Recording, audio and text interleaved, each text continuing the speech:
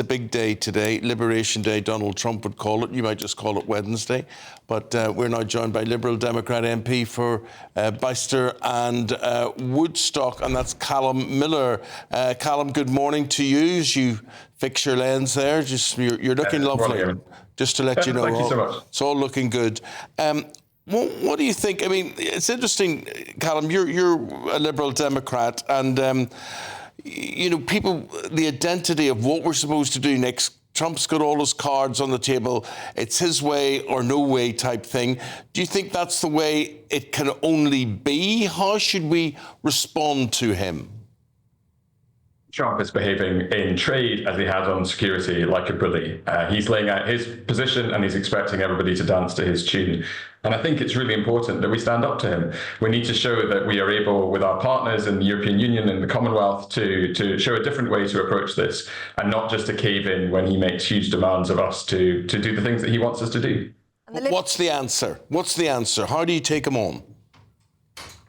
One thing to remember about Donald Trump is that he is highly unpredictable, and we might see one thing from him this evening and he might change it the next day. We've seen that in his interactions with Canada and Mexico. So I think a critical thing is for us not to jump too quickly to his tune, but instead to show him that we have options. And so I very much hope the government is ready with a package of retaliatory measures. It's important that that threat is on the table, even if it isn't immediately used. But at the same time, we should be doubling down in our conversations with our real allies, those who have stood by us over many years, and looking for ways in which we can open trade with them so that we can show the benefits of a deeper trading relationship with the European Union, for example, while Donald Trump is trying to put up trade barriers. Is putting on that united front with Europe and Canada the right thing to do? Is that beneficial for us, though, really, when Trump has made it clear he wants to go toughest on Canada? He wants to go toughest on the EU. He thinks that they have been taking the mickey, really, of the United States. Isn't it a Brexit benefit that we can go out there alone and get the best deal for the UK? The thing to say is that it's very hard to know what's going on in Donald Trump's mind and to know whether or not what he's thinking tomorrow will be the same as what he's thinking next week. I think the second point is that we don't know how he will react to the UK. We don't know whether we'll be included in exactly the same measures as others. But what we do know is that it's going to be an unpredictable outcome. And we know that we can improve prospects for British businesses by cutting the red tape that they face when it comes to trading with the European Union. If we take car manufacturing, for example, many of our car exporters export more cars to the EU than they do to the US, but they're still hampered by the consequences of the Tories' botched Brexit deal, which is making it much harder for them to trade. So that's an easy way in which we could immediately improve the prospects for UK exporters. Can I ask you about your local election campaign launch this week? We saw Sir Ed Davey swap his wetsuit for a hobby horse. Do you think those are good optics of your leader quite literally horsing around when you've got freezing pensioners, struggling farmers, disabled people who are having their benefits cut? Doesn't that look tone deaf to people in this country? Party, we've been incredibly clear in our criticisms of the government for some of the policies that are hurting the most vulnerable in our society. Our campaign launch this week reminded people that it is still possible to have a little bit of fun, but it also made a serious point that Liberal Democrats are making real inroads into some of the previous Conservative heartlands, and we are looking forward to a great set of results on the 1st of May. You've been accused of being the soft Tory party. How do you respond to that claim? The Conservatives think that we are taking their voters. Kemi Badenoch recently said that we're the kind of party that has candidates who worry about fixing the church roof. Most of the communities that I represent, the people I speak to, want active local candidates. And if the Conservatives think that we're the kind of people that are replacing them, then that's fine by me. Calum, we'll leave it there. Thank you very much indeed for your time this morning. Calum Miller there from the Liberal Democrats. Thank you very much indeed. Joined now in the studio by the Chair of Republicans Overseas UK, Greg Swenson, and also here we have got Lauren McKevitt here. My writing's so small here I can't see what's on this sheet, Lauren. But basically, you see, they're the Lib Dems, Greg, and they're saying, we could do a deal with Canada and it will counteract losing any business with Trump and whatever. But Lauren, I would say that's nonsense. Yeah, no, that's cobblers. You can't The United Kingdom, and particularly the City of London, which, for better or for worse, is the heartland of our economy in so many, many ways. This is a deeply unequal country in terms of the economic weighting of productivity. The City of London so far outweighs the rest of the UK.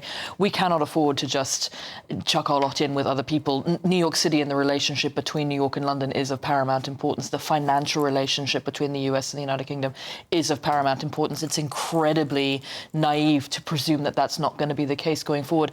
There is a Commonwealth argument about Canada, a CANZAC argument about Canada and Australia and New Zealand, but economically speaking, the United States and the relationship financially between the US and the United Kingdom is really important. Now, where it gets interesting is with the King and the Commonwealth entity that the King is in charge of, and how he behaves towards Canada versus how he behaves towards Donald Trump. You've seen the King touring naval vessels with his Canadian insignia on rather than his British insignia. This is something where the royal family are paying attention to this, and Canada is an incredibly important part of the royal family. And the King is the King of Canada, not just the King of the United Kingdom.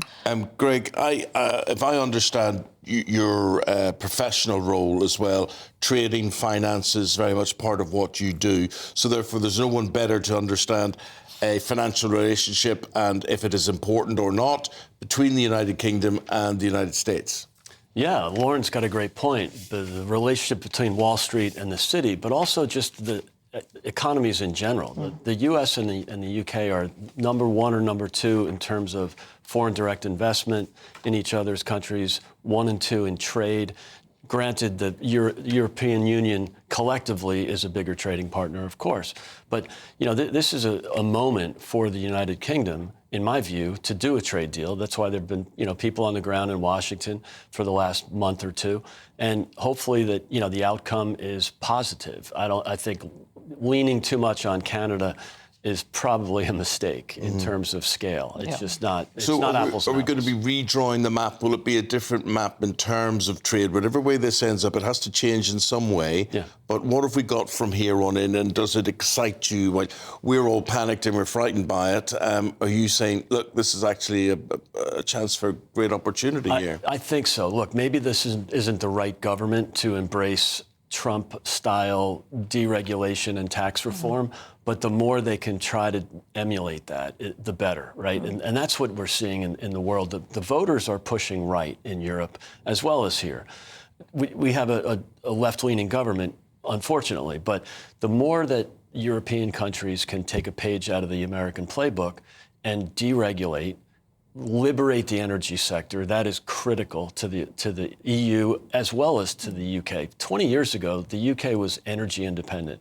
Now they're paying, British businesses are paying 5 times as much for energy than US businesses are. So the place to start will be liberating the energy sector. I don't know that this government will do it, but the sooner that these parties back away from the net zero insanity and embrace liberation of the energy sector, the better. And its consumers are paying much more for energy, too. The UK even paying 40% more than the Germans for energy. So how do you compete in traditional businesses, especially in manufacturing? How do you compete when you're paying 5 times for energy?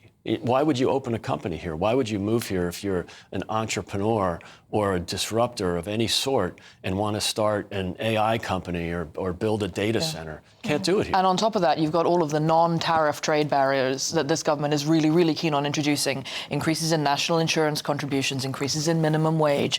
The cost of doing business in this country is going up, is going to continue to go up under the Labour Party, which likes to whack business and has shown no compulsion to stop itself. Well, Trump would like businesses to relocate to the USA. He says that's the best way to avoid tariffs. I mean, that's not realistic, is it? I mean, this is Trump's final presidency. It is his second. I mean, it would take 4 years for a business to... Yeah, but don't forget about what's coming, what's waiting in the wings. And the vice president waiting in the wings to try and run in 4 years' time as the anointed successor with a Republican. Anointed successor in 4 years' time. It looks like that's the way that the president is pushing him. I mean, Trump is not unaware that he is term limited, and the way that he deals, for example, with Vice President Vance going off script versus the way that he deals with like Elon Musk going off script. These are two very different characters within the court of Trump. He has found a successor that he likes. That's how he's going to play them. But I think the point that Greg made earlier about the European Union is really interesting.